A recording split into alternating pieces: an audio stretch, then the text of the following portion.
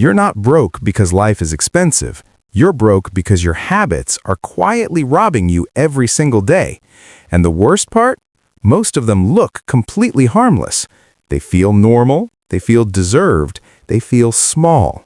But over time, they drain thousands from your life without ever looking dangerous.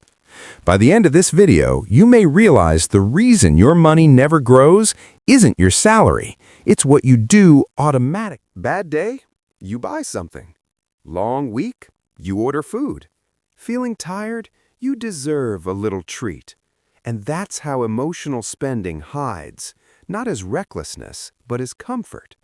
The problem isn't one coffee, one delivery, or one small purchase. The problem is teaching your brain that every emotion deserves a transaction.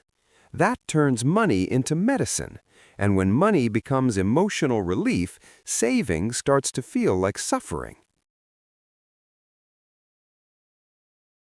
It's only $5. It's only $10.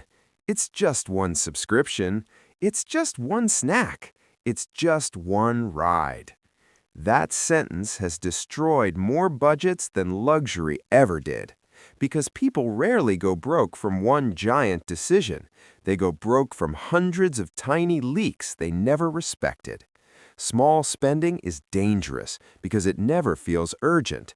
And what never feels urgent never gets fixed. You make more, so you spend more. Better phone, better clothes, better restaurants, better apartment, better everything. From the outside, it looks like progress, but in reality, your income went up and your freedom stayed the same.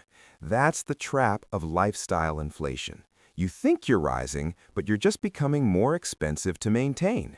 More money should create space, not a prettier form of pressure. A lot of people don't spend to enjoy life. They spend to look like they have life under control. Nice outfit, nice phone, nice car, nice image.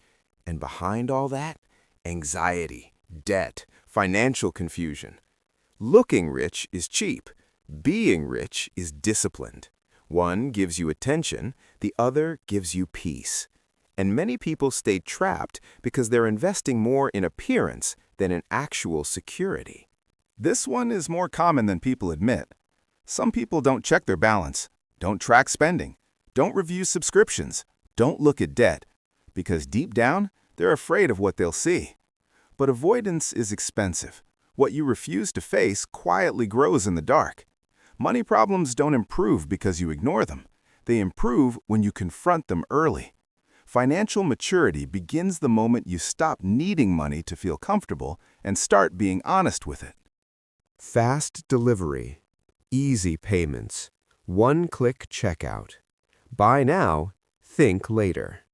Modern life is designed to make spending feel effortless, and the easier it feels, the less real it seems. Convenience is not free.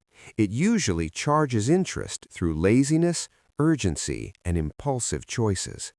People say they want financial freedom, but many are paying extra every day just to avoid minor discomfort. This is one of the quietest money killers. Old apps, unused memberships, streaming services you barely watch, premium features you forgot you're paying for. Individually, they look harmless. Together, they become a monthly tax on inattention. And that's the real issue, not the subscription itself, but the unconsciousness behind it. We lose money fastest in areas we stop questioning. Dinner out, weekend plans, group trips, split bills, birthday gifts, last-minute invitations. Sometimes people don't overspend because they're irresponsible. They overspend because they're afraid of disconnection. They don't want to look cheap. They don't want to be the one who says no. They don't want to feel behind. So they buy belonging and slowly trade financial peace for social approval. That is one of the most expensive trades a person can make. This habit destroys more financial potential than failure does. You tell yourself you'll save later, invest later, budget later, fix the debt later, learn later. But later is where financial dreams go to die. Because your future is built by repeated behavior in the present, not by intentions, not by hope, not by mental plans. Your future self is not a magician. He will live with what you refuse to change today. This is the biggest lie of all. People think, when I earn more, then I'll be disciplined. When life gets easier, then I'll save. When I finally have enough, then I'll be responsible. But money doesn't fix bad habits. It amplifies them. If you can't manage little, more will just disappear faster. Because income does not create control. Habits do. Wealth is not built the moment money enters your life. It is built the moment your behavior changes. That's the hard truth. Most people are not being destroyed by one dramatic financial mistake.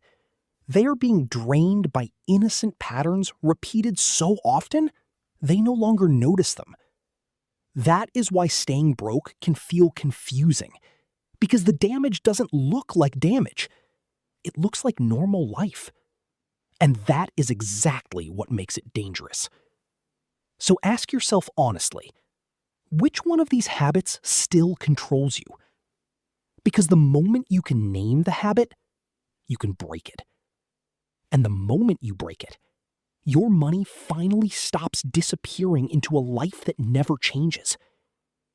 If you want, I can now turn this into a viral script with stronger cinematic pacing, with pauses, emphasis, and narration style made for YouTube retention.